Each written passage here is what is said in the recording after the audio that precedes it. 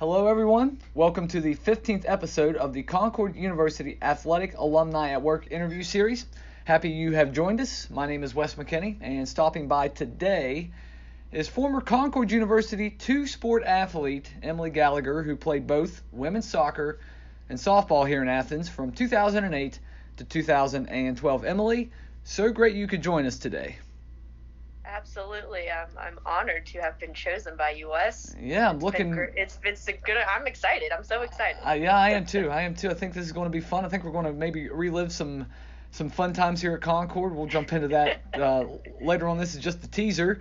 But Right now, Emily is a marketing strategist at WVU Medicine in Morgantown. We'll jump into her professional life as well coming up.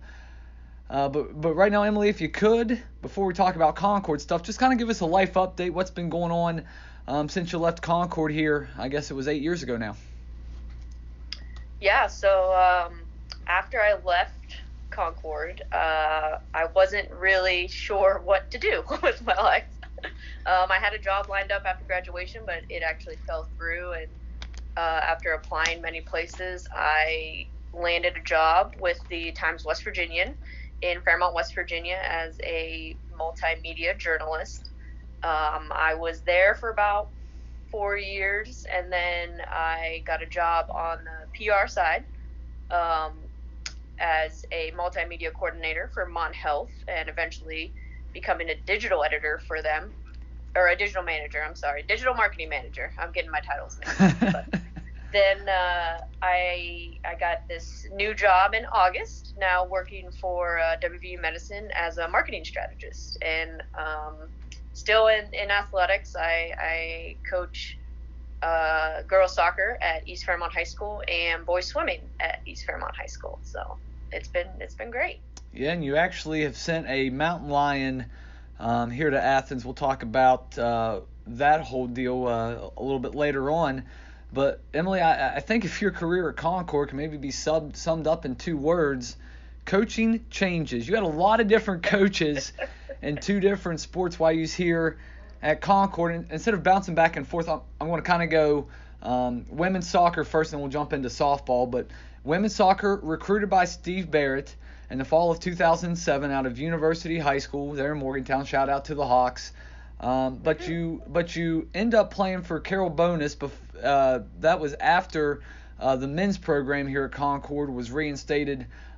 Probably about the time, I guess, you signed your letter of intent to play for Steve Barrett. And then after 2 years of playing for Coach Carroll, you play for Stephanie Workman your last 2 years here at Concord. So what were the adjustments like to get used to? So although I was recruited by Coach Barrett, I never, like you said, never got to play under him, but he was still around the program because of being on the men's side. So he was still very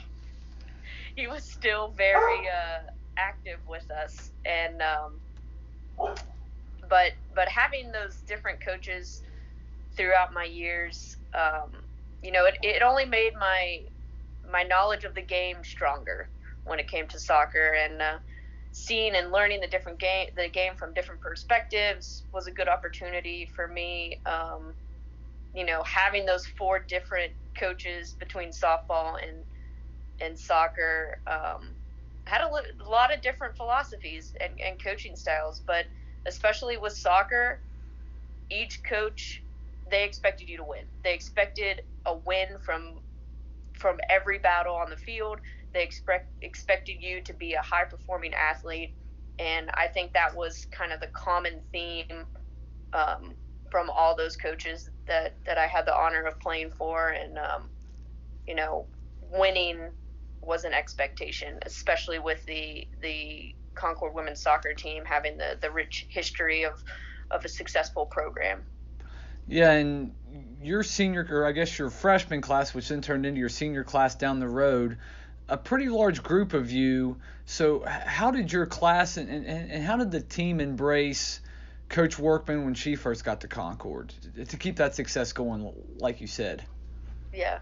I think that Coach Workman, she fit in really well with the players, and we really respected her as a coach and where she came from. And she came in and it was obvious that she was there to lead and that she was there to win.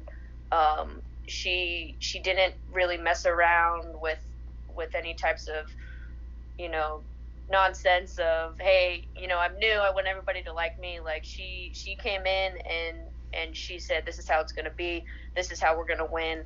Let's get to work. And we all got off on the right foot with her, and it was great having her as a coach for 2 years.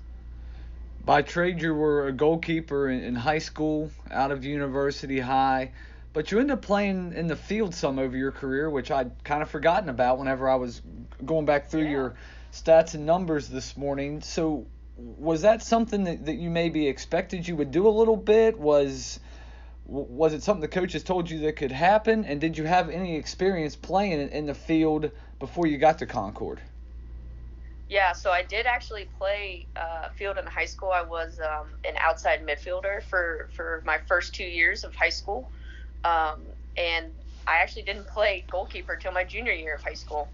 And one of the reasons that Coach Barrett actually recruited me was because of my experience in the field. And, I would be used as a utility player.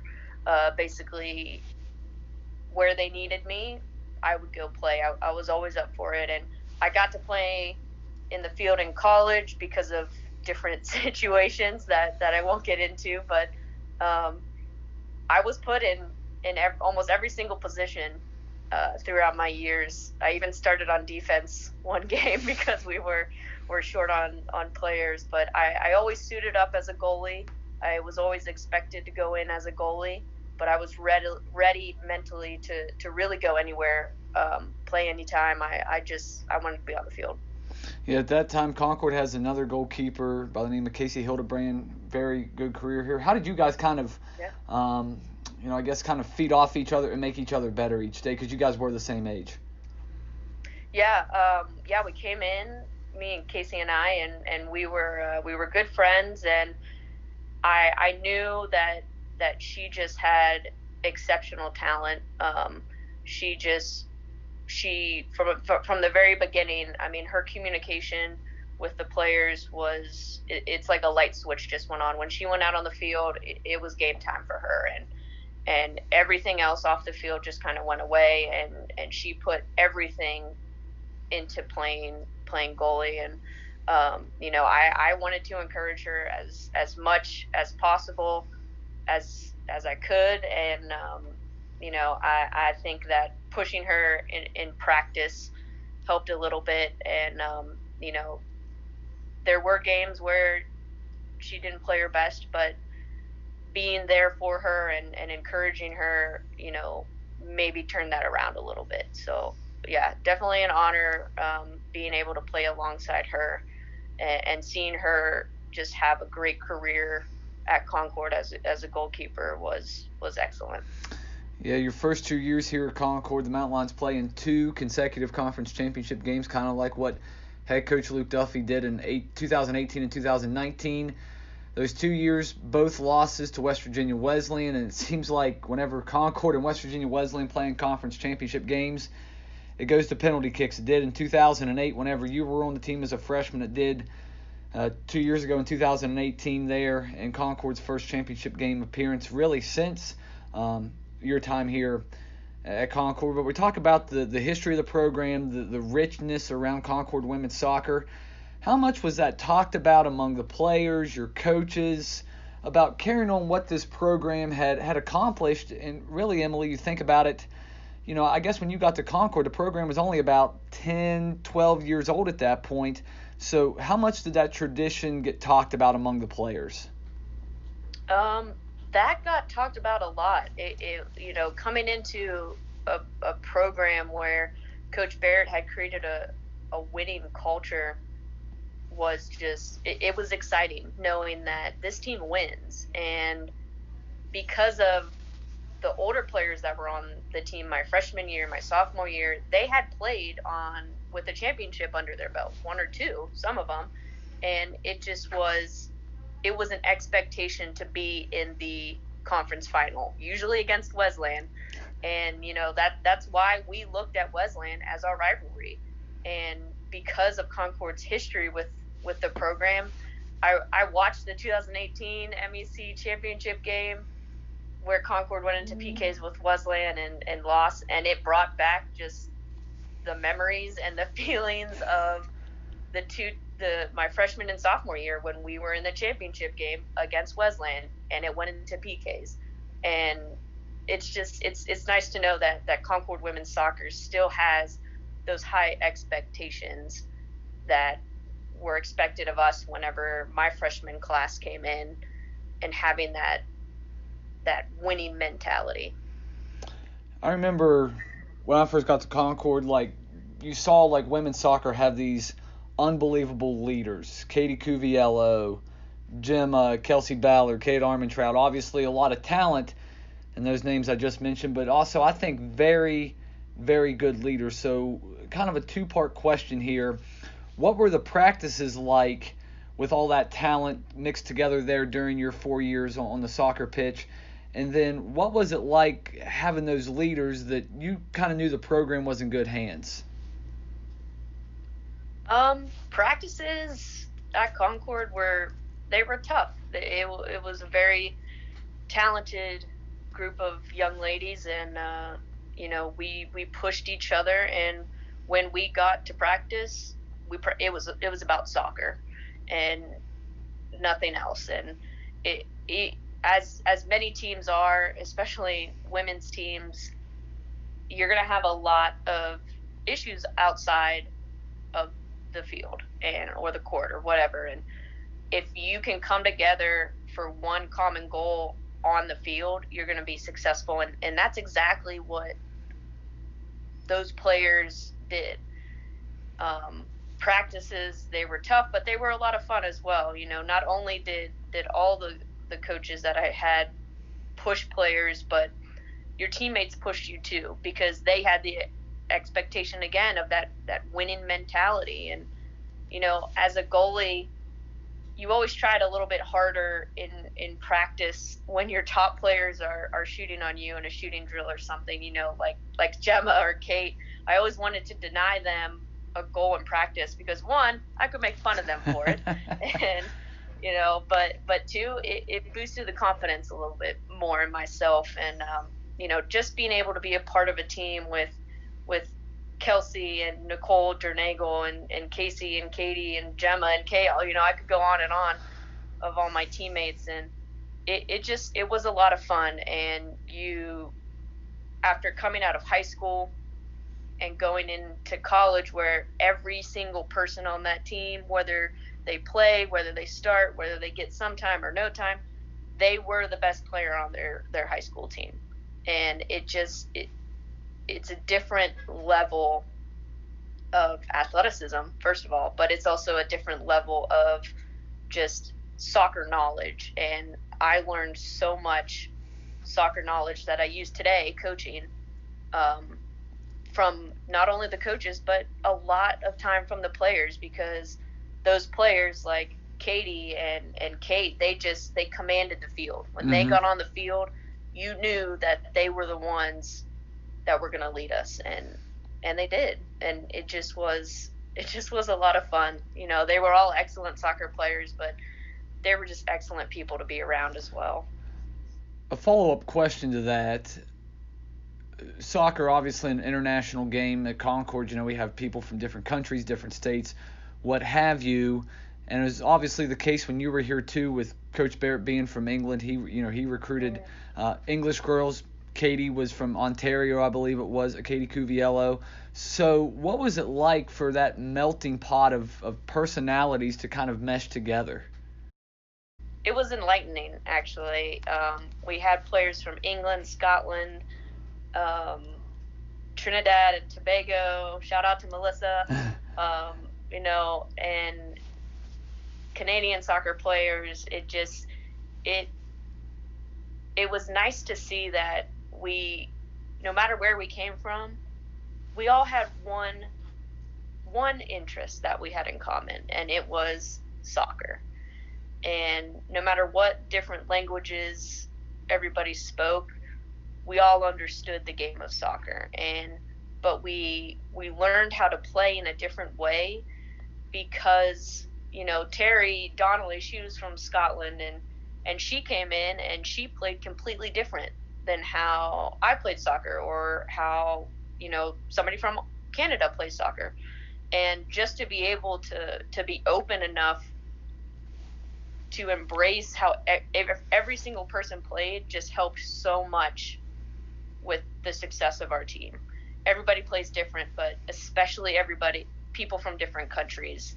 And I also got to learn the culture from different countries. Having a roommate from Canada, living with somebody from England, you see how their everyday lifestyle is completely different than yours. And it's because of where they came from. And it was a great experience to meet not only new people, but to meet people from other countries. So I think that it meshed well because we had that one common interest of soccer. You're part of a senior class at Concord that won 42 games, 2 double-digit win seasons, 12 each there in 2008 and 2009. What are some memories of Concord women's soccer, or do you stay in touch with some of these people you went to college with? Kind of what's that like now? I do stay in touch with a lot of my soccer teammates and a lot of my softball teammates. Social media kind of makes that pretty easy nowadays. But when I think of Concord women's soccer, again, I just think of a winning program, and I think of all the great times that I had there. My junior year, there were 5 of us that got into a car accident, and we just, we all just saw all these different people come together for us, and that was really nice to have. And but game wise, only really a few games stick out in my mind over the years. My favorite one is obviously a personal one to me. It was when I scored my first collegiate goal. I was a little freshman, and we were playing AB, and I got to go in at outside mid because I had sprained my wrist, actually from a shot from Gemma in practice a few days before. My weak little freshman arms couldn't handle her powerful shots, but Katie Cuviello, she had crossed the ball from the right side, and I volleyed it in with my left foot. I couldn't believe it. I just remember running around like crazy and hugging everybody. And yeah, it was the 6th goal. We were up 6-0 at that point, but you know what? It was my first goal, and I went nuts. But definitely one of my favorite games was my sophomore year. We were in the conference tournament semifinals against Davis and Elkins.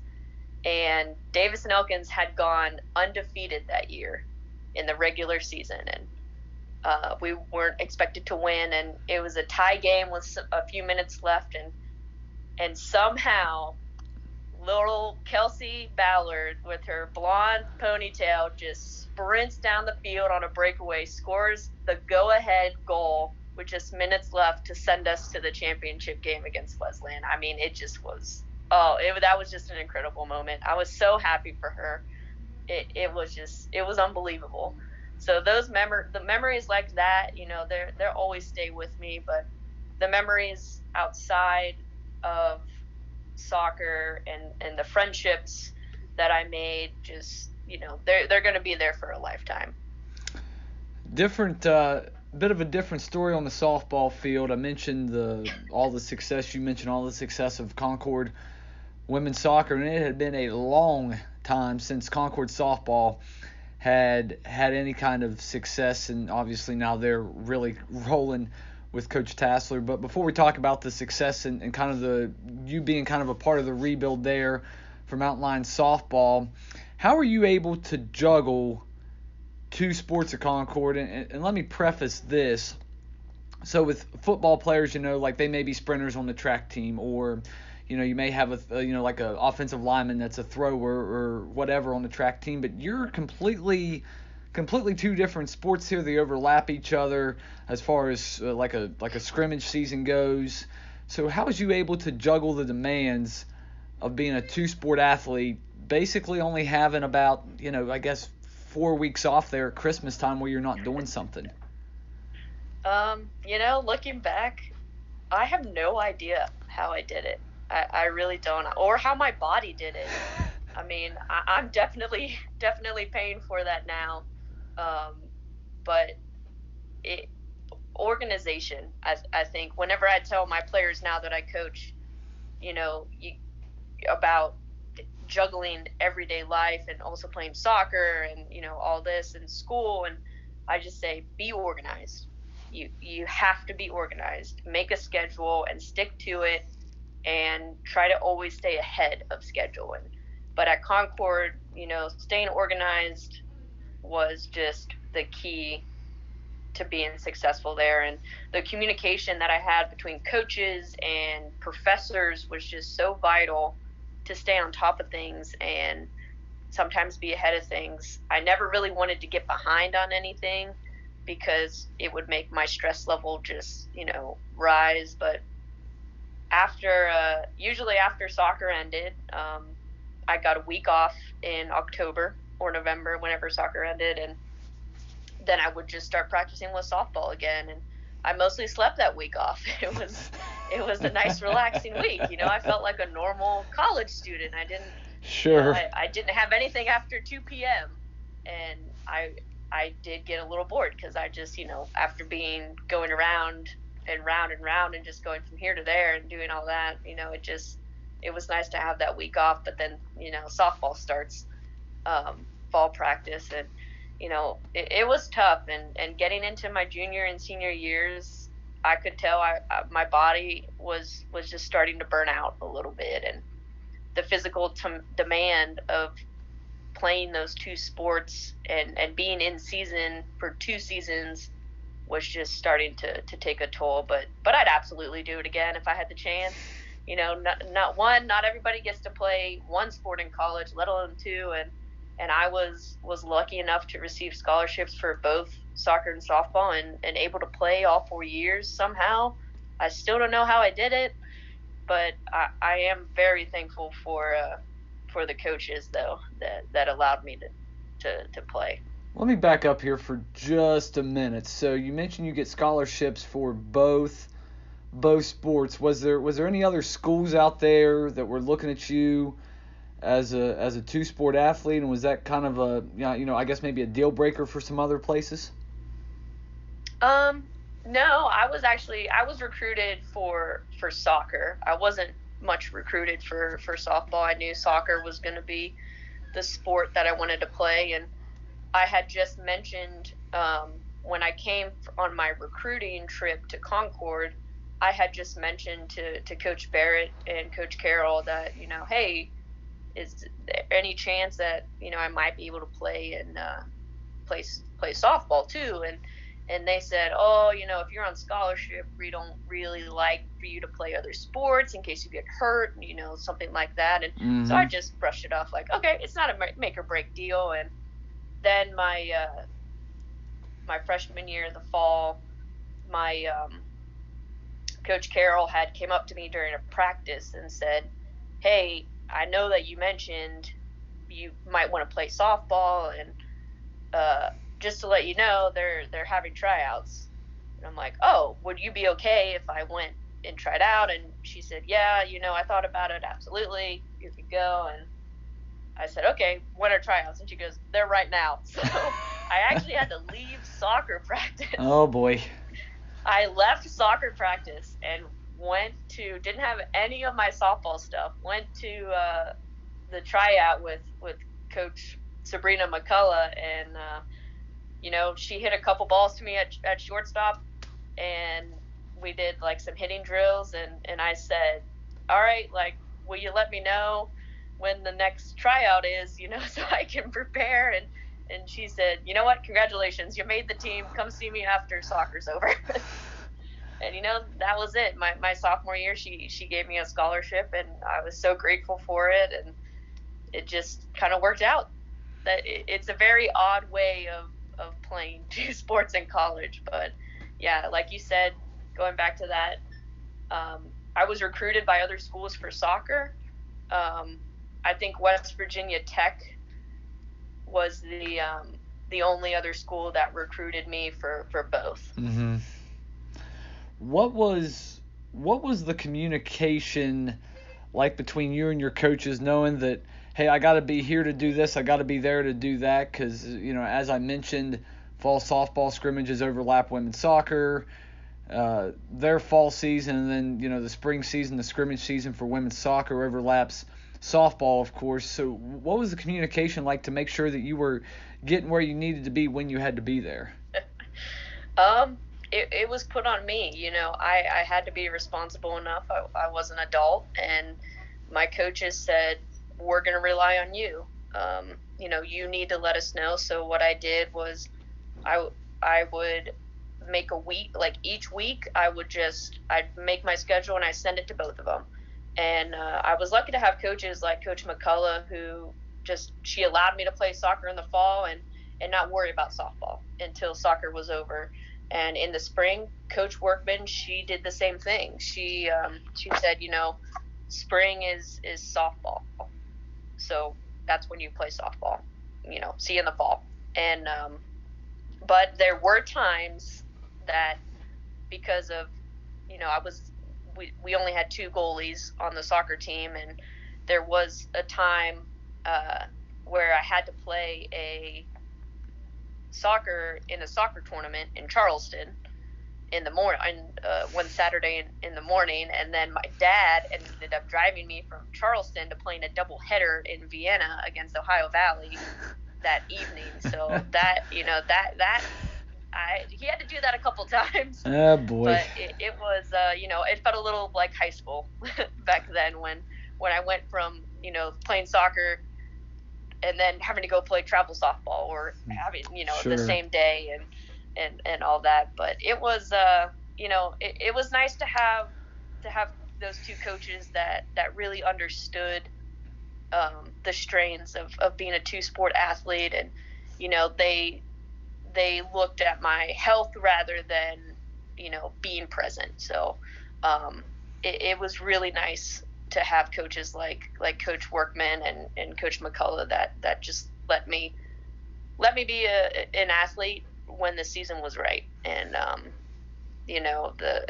my senior day for soccer, my whole softball team came, and my senior day for softball, my whole soccer team came. So it meant a lot, and sure, it kind of put a cap on my athletic career there when I saw the support that I had from my other teams. Sure. Coach McCullough, you have her as your softball coach for your first 3 years, and your senior year of high school, and then your freshman year of college. The team combines to only win 4 games. Coach McCullough kind of builds it up, but then Coach Tassler comes in and continues that rebuild to where they are now, 31 seasons, NCAA tournament appearances, et cetera, et cetera. Was there a time, because you were the only senior, right, on the softball team? That's what I thought. Okay, I just want to make sure. So your senior year, or maybe it was before that, but did you kind of see a moment in time whenever the program was being rebuilt and was on its way on this trajectory that it is now? One of the reasons that I got to play softball at Concord was because of the program's history.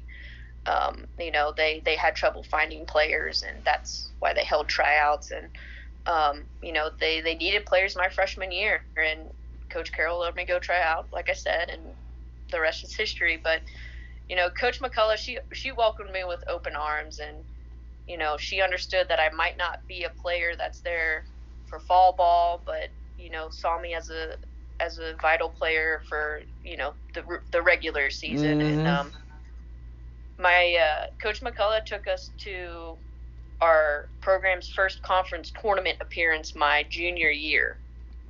And I think that's when I knew the program was on the right track. We at that point, we had players who were experienced. We had younger players who got experience. My sophomore year, and by the time they were sophomores, they already had 60-some games under their belt. And so I think that helped a lot. But having Coach Tasler come in my senior year just already kind of boosted that program. So I think my junior and senior year, I could really tell that those were the years that were going to really turn over a new leaf for the Concord softball program. And, Coach Tasler, she's done a fantastic job since she got there, and just not only producing successful seasons and putting them together, but, sending and producing high-performing athletes, too. Mm-hmm. I mean, I would have never imagined that we had an All-American softball player at Concord. Like, I'm so proud of that. Right. But I still joke with her now and then. I was her first senior, so I was her favorite. And she doesn't want to admit it, but I think she will at some point. You referred to, of course, Alyssa Morrison, All-American there in 2015, and Jenna Witt most recently. Yep.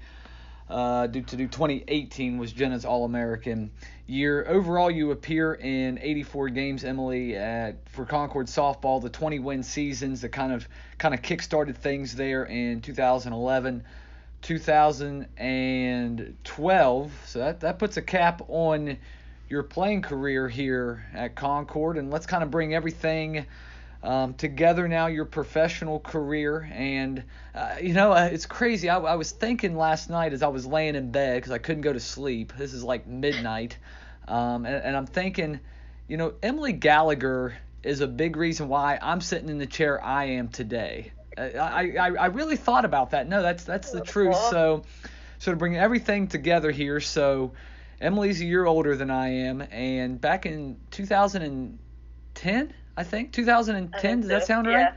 We started a radio show here, which at the time was WCUR, not WVCU now like it is. Yeah. But we started a radio show, MEG and Westmac afternoon show, then transformed to MEG and Westmac morning show.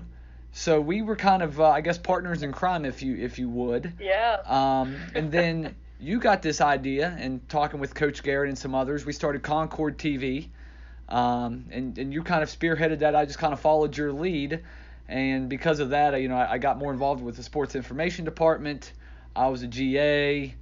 In your career, obviously, you and I kind of dipped our hands in different pots whenever we were an undergrad, doing different things, video, audio, what have you. Coming out of college, Emily, did you have any idea what you wanted to do, or you just kind of just experimenting around and trying to figure out what you liked and what you didn't like? I thought about this, and as an athlete, I mean, growing up, that's what you're known for. That's the image that is put on you, mm-hmm. and it stays with you when you go on to play in college. And the one thing about Concord that I am so grateful for is the communications department, specifically my advisor at the time, Lindsay Akers. She and the athletic department.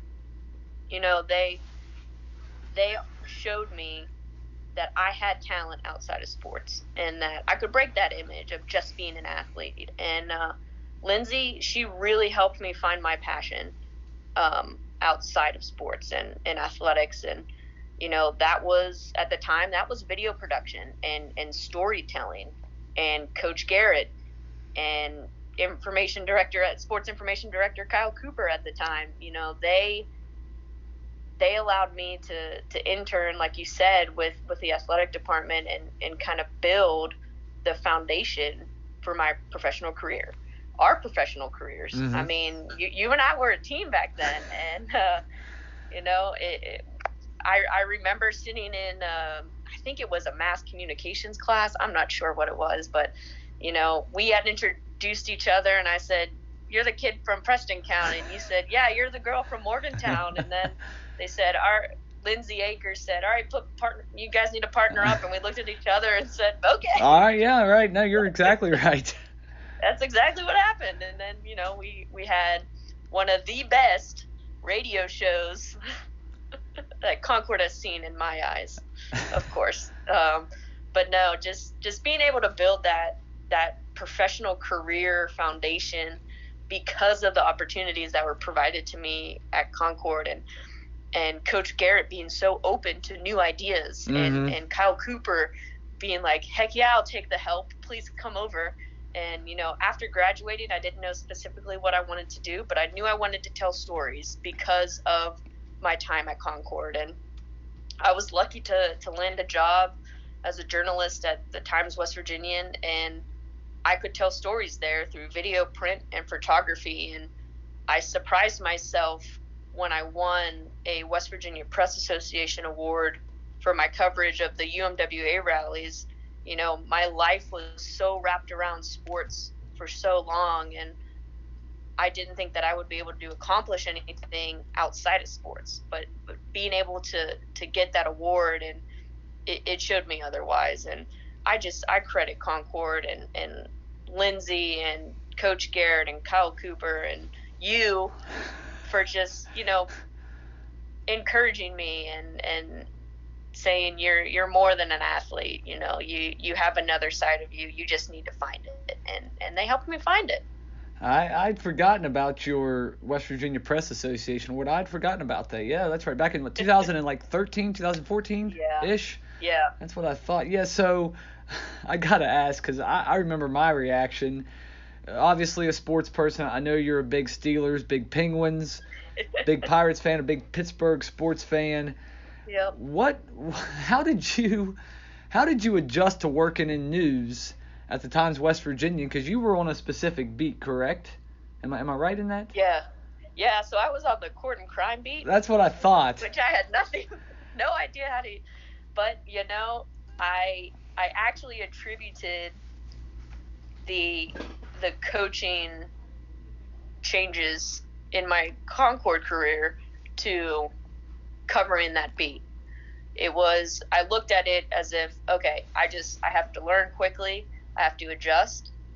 And that's what I had to do whenever I'd get a new coach. And so, it was tough. I was very nervous the first time, because it's all legal stuff. If you get it wrong in the newspaper, it's, you could have legal repercussions on your hands. And being on the news side and not on the sports side, it was a really big change for me because I just, like I said, sports was everything to me, and having to report on something that I had never even known about just completely, I don't know, blew my mind. But I was able to, I think I was able to really gain the trust of the readers and everybody that I had to work with. One of the things at Concord was with being on two different teams, there were a lot of teammates that I had, and they all were different, every single one of them. But I had to work with all of them to figure out a way to win. And I still use that mentality today in my professional career. And I did that at the Times. I had to work with law enforcement, fire, EMS people, judges, prosecutors, lawyers. I had to figure out a way to work with them to help me be successful and to help them be successful too. They wanted the information out, and I was there to work with them. So I definitely attribute my time at Concord to helping my professional career. But yeah, I got out of news, which I'm glad that I did.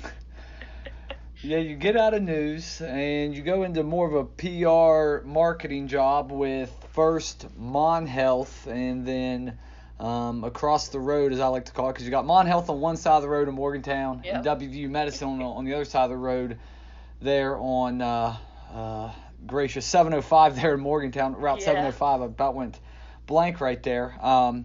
But how is PR and marketing different from anything that you expected it to be? Obviously, you took some of those type classes in college, but were those different from what maybe you expected?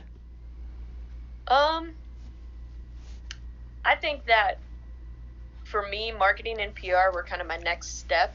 It was my next step in just continuing to tell stories. And it's just done on a different platform. And one of the analogies I can use is when you go from high school to college as an athlete, you have those skills, you're just using them in a better way, Mm-hmm. and in a different way. So I kind of used that whenever I went from, being a journalist to the PR marketing side. I had those skills. I just needed to use them in a different way. And, being able to share just good stories was what I wanted to do.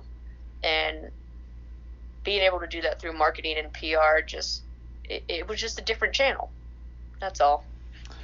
Healthcare has obviously been flipped on its head here, really since I guess about the middle of March, early March, with the pandemic. So how much, you obviously get to tell stories of doctors and nurses and specialists each and every day before all this hit, but how did that, has the pandemic kind of changed what you guys do at all, or is it just keep plugging along? Well, switching over so the first half of the pandemic, I was with Mon Health, and, being able to see kind of firsthand their doctors and nurses and healthcare administration just having to completely change their operation. It was a little scary at first, because you didn't know how long this operation was going to have to be this way. These protocols all changed, and every week at the beginning, March, April, May, there was a different protocol for something. And this week we have to work from home, or don't come into the office, something like that. But now that I'm with WVU Medicine, I am working from home, but still being able to work in the healthcare industry during this pandemic. I have a new sense of appreciation. I'm lucky enough to have a job when others have lost theirs, and appreciating just every little thing that my life has given me in this past year. And it's just been a humbling, and I can't put into words right now, just how it makes me feel. But being able to promote the doctors and to recognize the nurses that have been working tirelessly over the last year or so, it's honoring to me. Sure. I'm not in the patient contact side of healthcare, but I'm promoting and recognizing those workers, and if that's what I can contribute to them professionally, then I'm all about it. Yeah, and obviously I think that doctors and nurses and healthcare professionals have been recognized a lot, but I still think they could be recognized more during all of this, because I don't think a lot of people understand what they're going through on a daily basis. Yeah. But on the other side of your professional life, you are a high school coach, as you mentioned at the top, girls soccer and boys swimming at East Fairmont High School. And this past November, just I guess about a month ago now, you got one of your girls, Lily Miller, East Fairmont B, to become a Concord Mountain Lion. So how special does that make you feel that you can send an athlete to your alma mater and they can have the same experiences that you did? When I started coaching at East Fairmont 4 years ago, Lily Miller was a freshman, and it has been such an honor to see her, to be her coach, but just to see her grow as a player and as a person. And she told me before her sophomore year that she wanted to play in college, and she asked for any advice of how she could start toward that goal. And I told her to, one, find a college that has your interests. Then see if they have a women's soccer program, because not all colleges do. But and then from there, go and see if they have any soccer camps that you can participate in, because that's what will get you in front of those coaches and if you keep coming back and making an impression, that's what's going to lead to offers. And you know, I I can't put into words the feeling that I got when I was at her signing day, and I saw her wearing an old Concord t-shirt that I had given her. She wore it for her signing day. It didn't fit anymore, and it was my old one of my old practice t-shirts that I had given her, and I wasn't expecting her to wear it, and it almost made me cry. And just seeing her achieve her goal and get to play in college, it's just so rewarding. And she's gonna do a lot of good things in her life even after college. Lily, she's an amazing person, and she's got a good head on her shoulders, and I can't wait to see what she does at Concord.